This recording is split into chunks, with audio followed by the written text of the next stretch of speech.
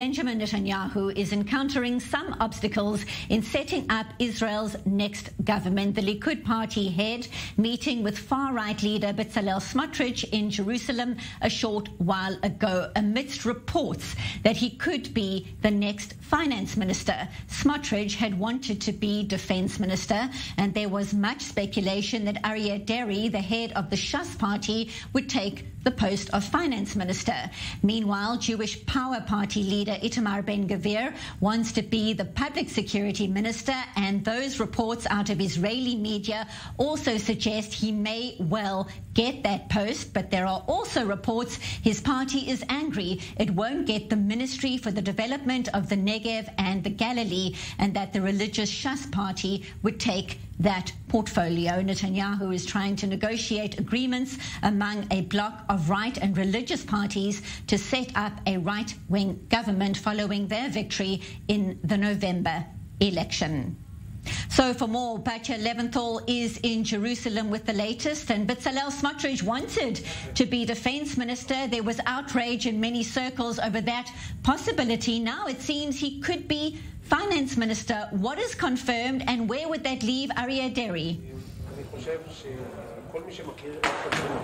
Right, Benita. Well, as you mentioned, these are just initial reports coming out of Israeli media. We are still waiting to see whether these have been confirmed or if they change.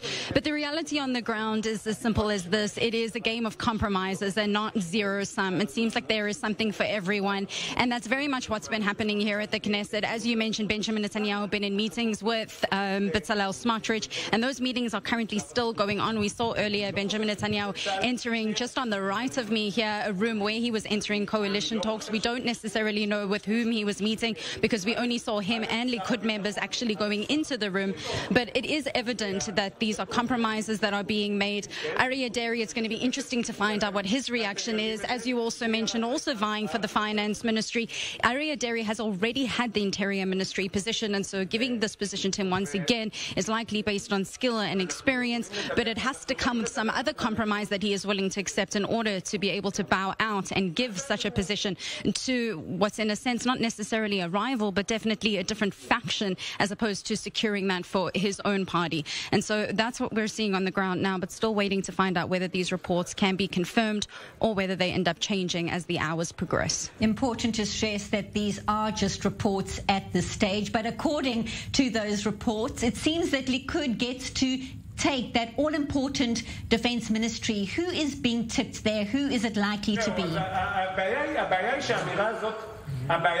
It's likely going to stay in the Likud party, as you mentioned, and go to Yoav Gallant, who is an senior IDF member.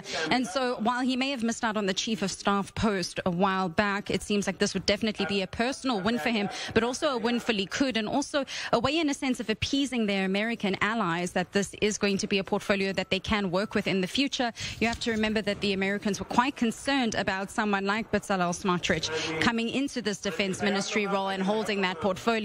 And so really quite a win for the Likud party. But again, we'll have to see exactly whether this portfolio goes to him or not, hopefully in the coming hours. We'll have to wait and see when official announcements actually happen. Batya Levinthal live from Jerusalem. Thank you so much.